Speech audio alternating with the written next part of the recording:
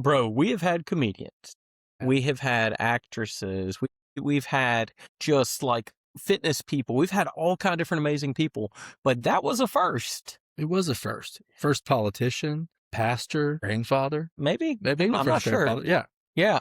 I was thinking Brian Bates, but I was like, no, he's not a grandpa. You would think. but no, I mean, all honesty, dude, that was pretty cool, man. But like, dude, he had to have thought we were idiots. Like, he's like, what am I doing in the room with these fellas? Right. The caliber was not equal. Like, we're here, and this guy's like, I'm just glad he didn't try to use big words. He did a little bit. Yeah, there were a couple times. But I think he quickly realized. Yeah, he probably wasn't the he knew who he was talking to. He was expecting. Right. So, or he didn't make us spell anything. That gives me the greatest anxiety, man, because I'm a decently smart guy. But like when I have to spell, it is a problem. Thank God for like spell check. When you're sending a text message, it always like kind of underlines if something's misspelled. Right. People would think I had a first grade education. They already think I have like a second grade education. Well, does North Carolina go all the way up? To what? To 12. They do. I wasn't sure if they stopped, I'd be more worried about like Alabama. Yeah, but there's a lot of mountain towns in North Carolina. There are a lot of mountain towns in North Carolina. So people aren't checking on them all. Probably not. But I went to 12. I went to 12th grade.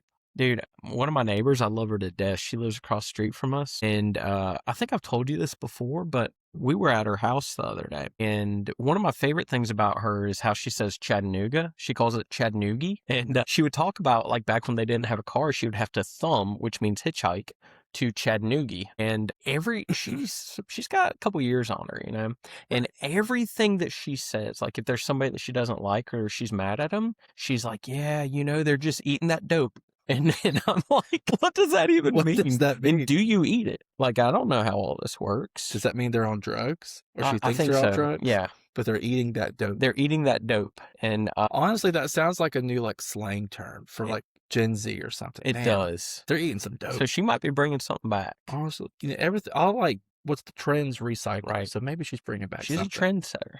She really is. But we went over to her house the other night, and Angel and Brandon had to get involved with this and everything because we sat there and her remote wasn't working, like her cable wasn't working. And when you're single and you're that age, her husband passed away last year, which, like I said, we love them both, incredible people. But, being by yourself, you don't want that TV. And the TV wasn't working. She was having a tough day. So we're like, hey, we'll come over and help out, figure it out.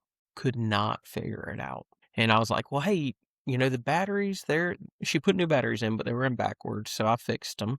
And then I was like, maybe these ones aren't working. Can you grab another pair? And she got me 2 more batteries, still not working. So I asked Angel and Brandon, like, hey guys, y'all are going to Walmart. Can you grab me a universal remote?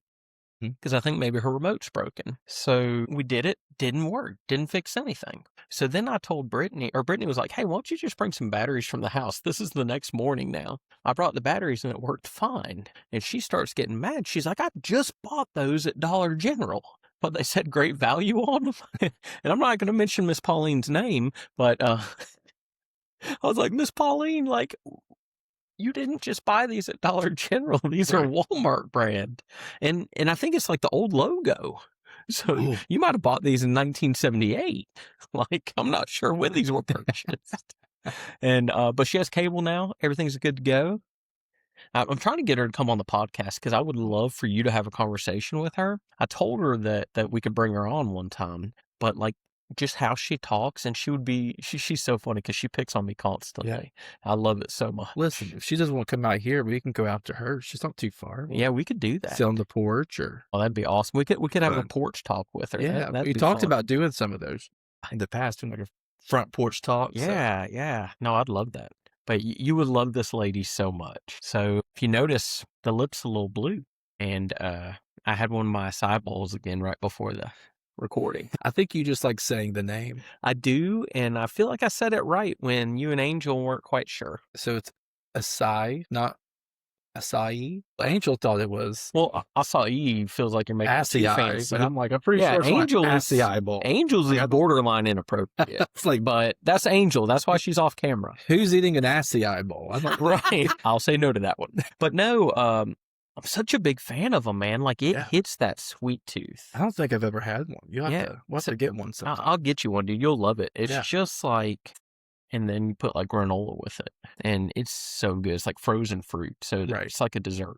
It's like a sherbet, right? Similar, Kind of like, similar, yeah, the yeah. taste. Yeah, I could do that. No, I love them, dude. Like, I'm trying to have one every day, and I'm feeling better, man. Feeling more energy Yeah. because I don't do a whole lot of carbs, and it's only like Right. 100 calories in a thing of it. You look good. Thanks, man. Seem like you're feeling good. Got a new jacket. Brittany got me this jacket recently. I think it's what you call a shacket, Oh, right? a jacket. It's like a shirt/jacket. It's definitely not got more heat than a shirt. But that's like a trend. There's something called like the shacket look, where it's like half shirt, half jacket. It looks good I though. don't know, but when you said that, it made me think Shaquille O'Neal. And I don't know if he wears jackets because I feel like he's the type of guy that everything he names after himself. He could wear a shacket. Yeah. He probably likes them Like- soluble. Like he's like, this is my shat, Like, I don't think anyone's called no, nobody's calling it that. a hat. My headphone. Oh, where's my shat? What shat shall I put on today? Isn't that like some Shakespeare stuff? Like, thou shalt, or King James. Also, I don't think shat is King No, James. probably not. King James wasn't saying that. And thou shat not. Shat. Yeah, that's a tough word. Did you ever listen to Shaq's rap albums? I did not. Dude, I could say with 100% certainty. they were I don't pretty think solid, I've ever man. heard of this. In his movies, like there was one, I think it was a genie or something. I remember that as a kid. Wasn't that a Disney movie? Maybe Am I making that up? Shazam or something. I don't know. Was that Shazam? Maybe that's a different movie. It's called Kazam. Kazam. That's what I meant. It's close. Shazam is the music thing Huh? Okay. What's the Shazam music thing? where you play music and you Oh, tell you okay. check it. Okay. Hey guys, this is Mark, This is Austin. and welcome back to another episode of Life with Rojo. Man, we are very excited today to have husband, pastor, father, and community leader Shay on with us today. Well, thank you for pronouncing my name correctly, first of all. And thank you for having me on. What an honor it is to be with you guys. Yeah. Yeah, man, we've been excited for this, looking forward to it for quite a while. And one of the things for somebody who listens that may not know you, I'd love if you kind of just give a quick overview of like a little bit of your story, but then also you've got some big things you're working on right now that I'd love to hear about. Yes. Well, I was born in South Korea, came here when I was 5 years old. My father was the first Korean Southern Baptist pastor in North America. And that's how he got the visa to immigrate. But I grew up in Montgomery County, Maryland. And my sister and I were the only two of color. There were no African Americans, no Hispanics, no other Asians. And so I got a lot of fights growing up, because we had just finished World War II against the Japanese. So they called me Jap, even though I'm not Japanese. Right. Then the war in Vietnam was going on in the 60s, and they called me Viet Cong. So I got a lot of fight, but as a result of that, because of my insecurity and my desire to be accepted, I ended up hanging around with the wrong group. And we had the whole hippie drug culture come in. And before long, I was getting involved in drugs at a very young age, talking about 15 years old. Oh, wow. And by the time I was 17, I was selling drugs, and I was using heavy drugs like cocaine, heroin, LSD, anything I could get my hand on. And my parents didn't know what to do with me. Now, so they shared the gospel with me when I was a little boy, but I didn't believe. I didn't know the Lord. But when I was 17, my parents' prayers got through because I had an encounter with God. I was in a room by myself, and at this point, I was doing a Zen chant for like a year. And I'm going through my stupid chant, and then I stopped, and I said, God, I was in a room by myself, so I said this audibly. God, I don't even know if you exist, but if you do exist, if what my parents told me is true, that Jesus died for my sins, he rose again, well, I just don't know the truth. Now I wasn't expecting anything to happen right there. But God being rich in mercy, the presence of God came all over me. And I felt so much love, so much peace and joy. And I felt that Jesus was hugging me. And I knew it was Jesus by revelation. Because I just said, if Jesus is the way, reveal yourself to me. Changed my life. Now, it took me 2 weeks before I was completely off of drugs. But by May 25th, 1973, that was the last time I did drugs. Wow. By God's grace, I've been following him ever since. Man, that's A year incredible. later, I'm called to be a pastor. So I've been called as a pastor, and I've been pastoring now for 46 years. Wow. I'm married with 4 wonderful children. We're not perfect, but 2 of my kids are pastors also, and they all love Jesus. And I have 10 of the cutest grandchildren you can imagine. So I'm a blessed man. Man, so that's a little bit of my background. that is a blessed life, brother. And you know, to see that time frame from like 15 to 17 when you were, you know, arguably as far as somebody can be away from God, and then how you had that encounter with him, it's just so incredible. And then just the trajectory of your life since. But the devil knew I had a destiny, like everyone has, but he wanted to take me out. I came close to dying several times from drug overdose as well as car accidents under the influence of drugs. And so by God's grace, I'm alive. The other side, I could have been in prison because I sold drugs. I sold thousands of dollars worth of drugs per month. And if I got caught back in those days, it would have been a felony, even for a minor. And so God preserved me until I could get saved and serve him. Wow. Well, I have to say, you have to be doing something right if 50% of your children also became pastors. Kind of.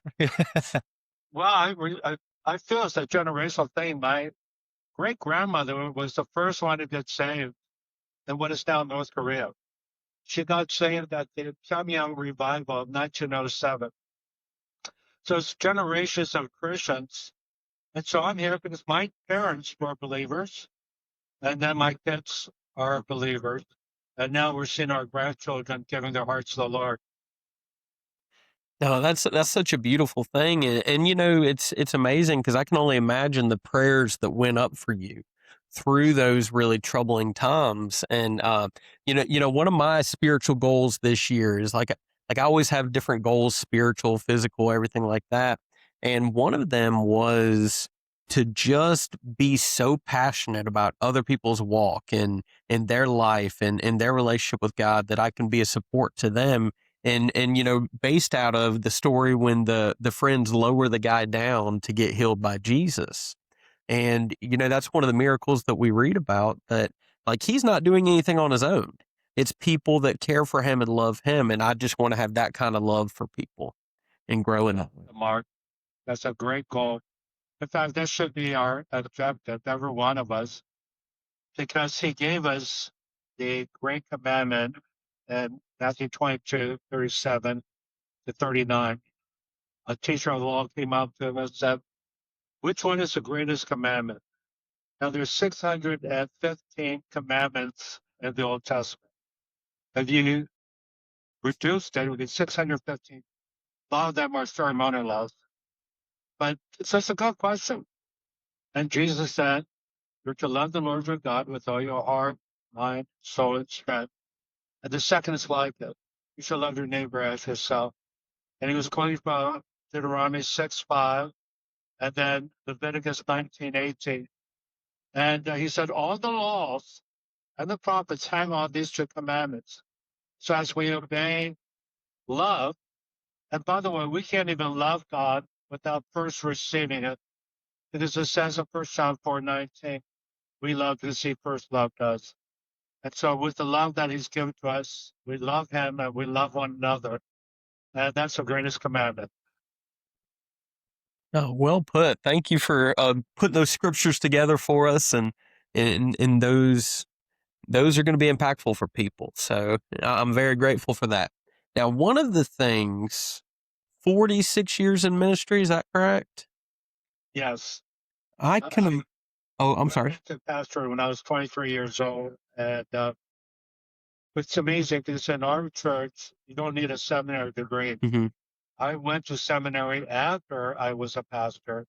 So in 1984, I went to Fuller Seminary, got my Master of Divinity. And then my mom bribed me into getting my doctorate. She said, your grandmother has paid for your doctorate, and you'll break her heart if you don't accept that scholarship. And so I got my doctorate at Fuller. Wow. And by the way, my grandmother prayed me into the kingdom. She lived until she was 101.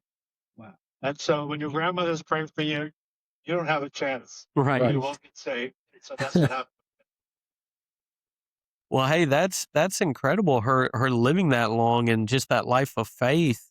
So, is that common in your family? Like, do a lot of people live long, or? Well, so my mom died at the age of 70 Hmm. because she got cancer, but it was through a blood transfusion. It was a fluke accident. Oh goodness. But my dad lived till 86. And, I'm 70 and I don't feel it.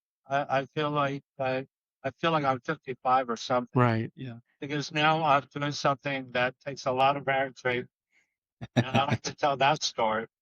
Yeah, I'd love to hear about that.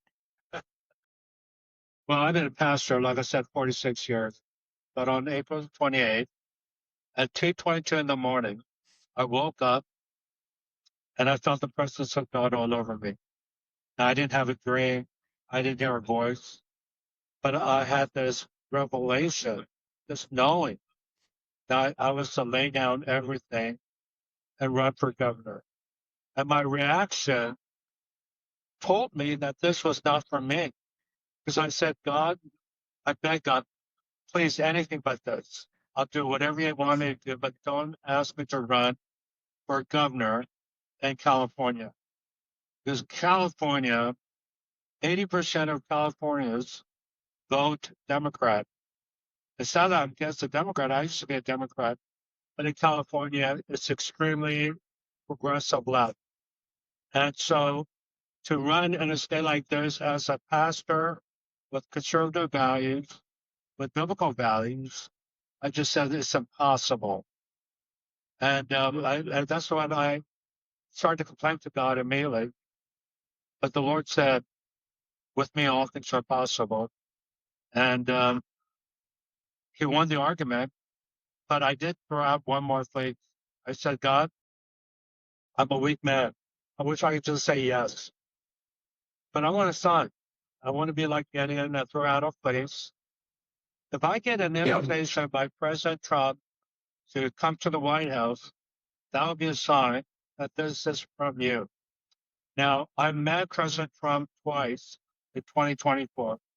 In February at Mar-a-Lago, and then in October, Charlie Kirk invited me to pray for President Trump, along with 80 other pastors. But I was one of 4 pastors to meet President Trump and lay hands on him and pray for him. But I'd never been to the White House. And so I threw this crazy place out. And 5 hours later, I get an invitation from the White House to come to the White House, to the Rose Garden, for the National Day of Prayer. So I said, okay, God, you got my attention. And I've been all in since then. Wow. 5 hours later, you said, right? What's that? You said 5 hours later. Yeah, Wow. Wow. later. Yeah, it's crazy. That's incredible. So, It got my attention, that's for Yeah. sure. right. I forgot the comedian, but there's a comedian that says, here's your sign. Like after you need a confirmation. Right. I think that was your sign. Here's your Well, I feel like in some ways I'm similar to you that, just hearing it, like I don't always know to make the move, and God has to really make it clear to me. So, and especially something like that, like that's just so different than pastoring. Yeah. Well, absolutely. I mean, when it comes to major things like this, I say, yeah, you could get the revelation, but these things also have to align. Number 2 is biblical. The most important thing is really, is it Mhm. biblical? And of course, the Bible says that we're to these serving leaders. And this is all part for me to fulfill the Great Commission. Because I am using this platform to preach the gospel wherever I go. I'm mobilizing of intercessors to pray for California. I pray for our leaders. So all these things are being implemented. And so it's biblical. But number three, so God speaks to you, the word of God has to come a godly counsel. And so the first person I asked was my wife. And she responded by saying, this is the reason why we came to California 42 years ago, that God's prepared you for such a time as this. I was hoping she would slap me and say, wake up, you're delusional. Right. But she affirmed that I need to run. And of course, my pastor, who's Bill Johnson, he affirmed it. Prophets in my life, like Lou Angel, Cindy Jacobs, affirmed it. And so, godly counsel. And then the last thing is circumstances have to go along. I asked the Lord, if I'm to run, I had one of our elders in our church who was a city council member, and she ran for state assembly, and she oversaw a large law firm as an executive. And I asked her if she would be my campaign manager. I just told her to pray about it. And she said, I don't need to pray about it. I'll do it. And that was another confirmation. So an open door. Wow. Now, before this, were you pretty involved in your community, like at other levels? Yes, as a pastor, I would encourage people to register and vote. That we don't, that as pastors, we can endorse candidates and we're not going to get in trouble with the IRS. So that's a beautiful thing. And so now running for office, I'm having pastors endorse me left and right.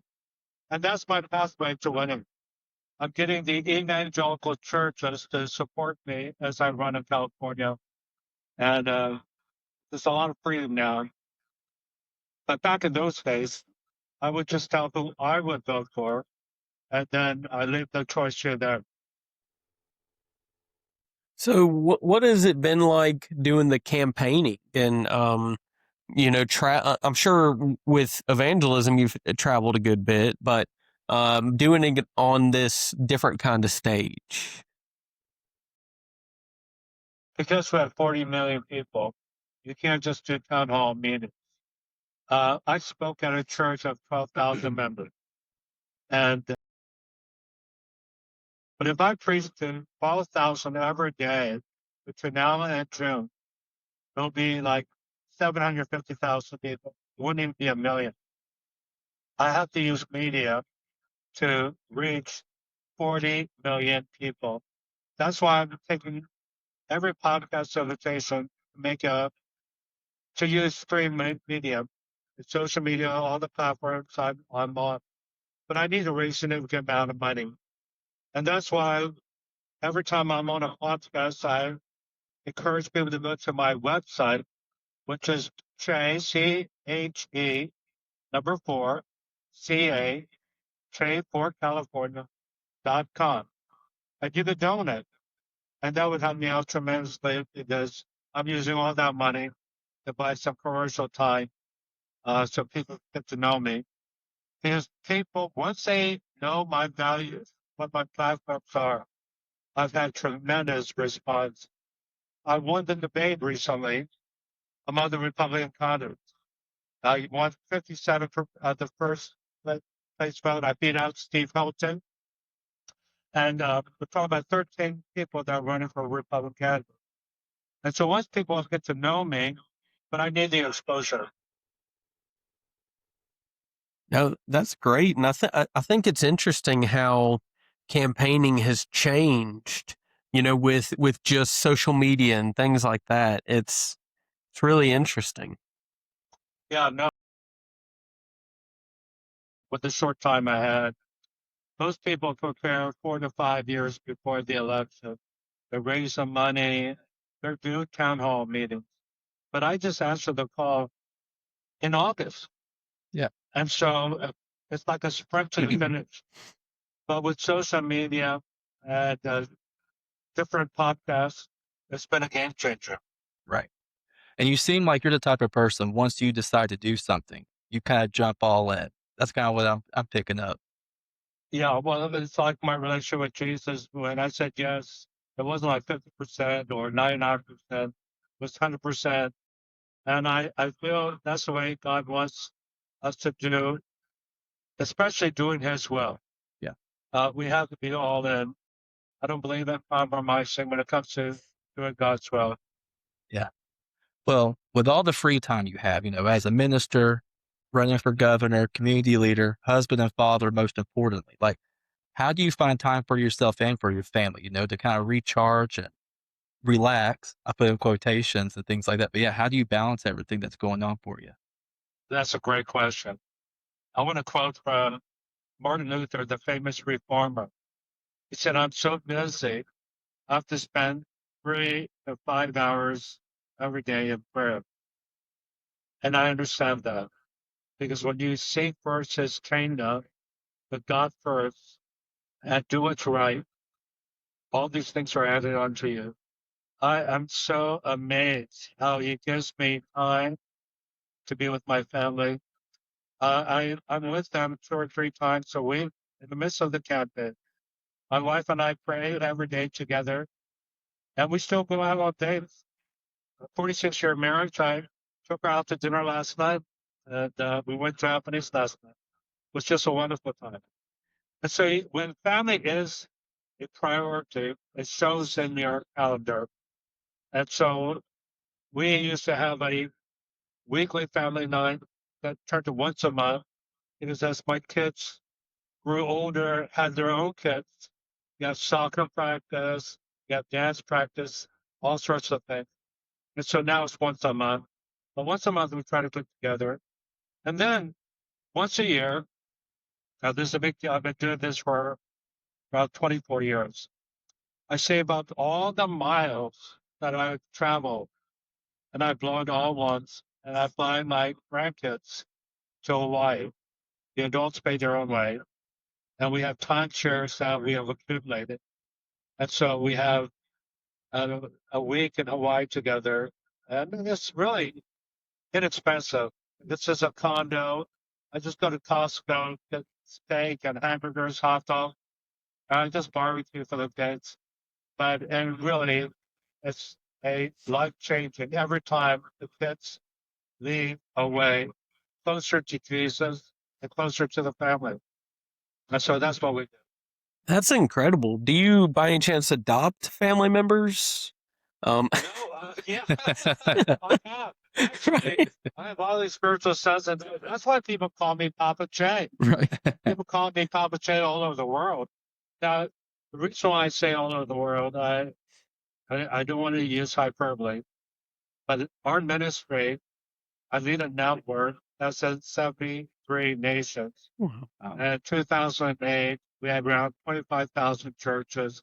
There's a lot more. And so when I say I travel a lot. And that's why I'm able to accumulate the miles to fly my kids out. Oh, that's great. Like I love that. And one of the things that I'm not speaking for everybody, but I feel like you see in politics a lot. It doesn't seem that the family's held first like you're doing with yours. I mean, of course you've got God first and then your family. And I think that's so huge. And with dating your wife, I've been married 20 years. And I tell people all the time, date your spouse. Like it's so important to do. And one of the things with Austin, we're still in the praying for a spouse stage, but it may happen one day. My church match made you with a godly woman. It's the Lord. Hey, listen, you've got the Sky Miles, so send him over here. I'm not too far from the Atlanta airport. I can drive there. Yeah, if she passes your test, Austin will go ahead and marry her. So Yeah, I trust your judgment. Like if you say it's good to go, we'll do it. No, seriously, we have so honored to pastor a church that is the church. That's not plain church. They fear the Lord. They love each other. They're walking in holiness. was by grace, and they're full of the Holy Spirit. So I'm very grateful to pastor people like that. Hey, listen, I grew up in church. My parents were also pastors. And Okay. not to brag, but I am an excellent offering taker. So if you need any help, passing the offering plates, Are you Baptist? What denomination are you? I got Pentecostal. Okay, Pentecostal. Well, Pentecostals and Baptists are the two that know how to receive an offering. Right. Pretty much, yeah. And eat. We also know how to eat pretty well. Right.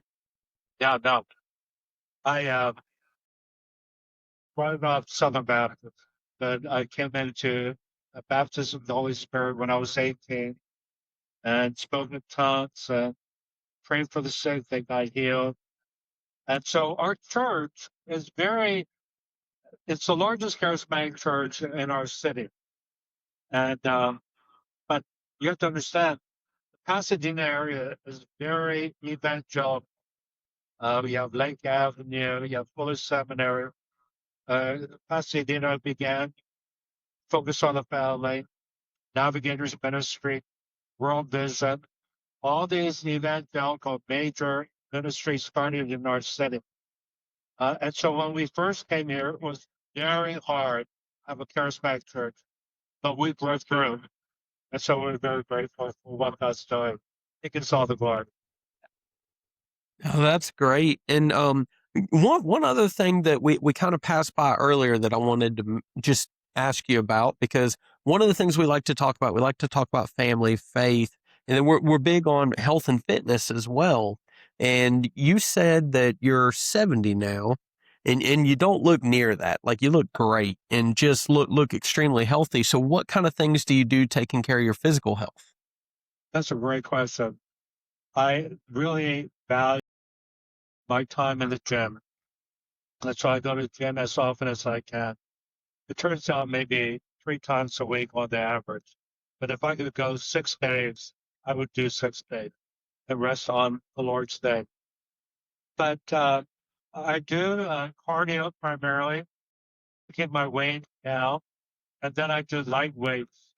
My doctor, who's a member of our church, orthopedic surgeon, Dr. Schoen's told me, as you get older, your muscle will atrophy. So you have to do light weights. And I walk because when you get older, you don't want to pound on your joints and your knees. And when you walk, believe it or not, it really helps you in balance because each step you take, you're balancing yourself. And that signals your body to really understand equilibrium because most seniors fall and they'll break their hip, break a bone. And believe it or not, that's the beginning of the end. They can't exercise anymore. They start to deteriorate. So I am very cognizant of that. So I walk several miles a day, and then I do light weights, and then I watch what I eat. I make sure I get plenty of sleep and drink a lot of fluid, water. I have it right here, my water. So, and I stay off of sugar, high protein, low carb, and I'm not fixated on it. But as a general, I just would rather have a good steak or Korean barbecue than just having starch. Although I love pasta, so that's my weakness. But I don't have dessert. I grew up without dessert, so it's not really a sacrifice. My parents, as Koreans, if we had guests over, our dessert would be some fruit, fresh fruit, But Sue, my wife, she grew up. She was born in New York City to Filipino parents, medical doctors, both of them, very wealthy. And she grew up having dessert after each meal. And so, that's why we had some tension there.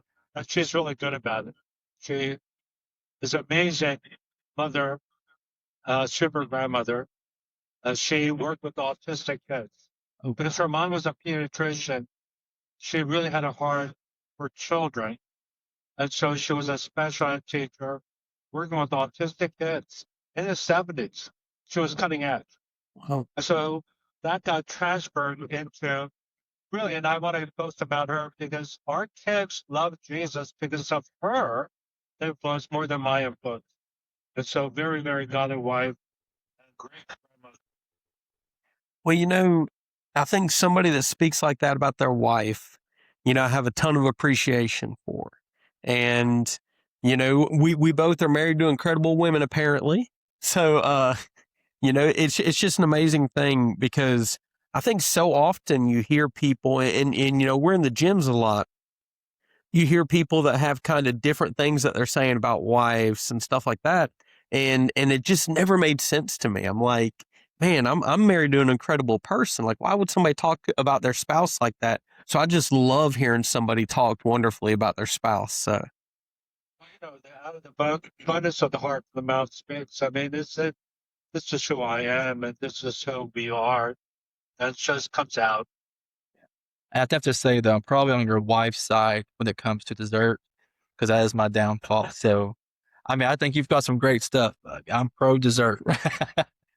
Well, I like the high protein, and then I try not to do too many desserts. But what I'm into right now, and I don't even know how to say the word. Is it acai or acacia bowls? Yeah. Like I love Oh, yeah, those, those are and I've been having those whenever I have like a sweet tooth. So It's just wise and smart, especially when you get to my age. You don't want to gain the weight, high blood pressure, be diabetic or pre-diabetic. You've got to be careful about the sugar. right. yeah. Well, not to put more on your plate, but I feel like you should write a book about time management and just like a self-help book. I feel like you've got some really good life That's right. advice. I have to address all these things from the pulpit. All right. I want to serve my people and I want to empower them. And so this is my way of adding value to who they are. I love our church. I love our people. And I want them to be a success in every area. I actually teach a stewardship message every year because I have my own business. So on top of everything else, I started my own S Corp, small company. My wife and I started it in 2010. So we've had it for 16 years. But we make more money with my company than I'm able to turn my salary in. And I've been doing that for 16 years by God's grace. And I'm so honored that I can bless my church. But my business has been so successful that I'm able to finance my own campaign. So that's why every year I teach on stewardship and how we got where we are. For example, we teach being faithful with your tithes and offering. But what I do is teach about graduated giving to strengthen your faith. Every year, ask the Lord, how much more can you give? Because a generous person is going to prosper. Number two, I teach get out of debt and stay out of debt. Romans 13:8 says, oh, no man, anything except for the debt of love. And so Sue and I never, before the Lord, credit card debt, we take our cars cash. Only debt we have is our mortgage debt. Even with our kids' education, which saved up, and we didn't borrow a single cent from the government or from the school for their tuition.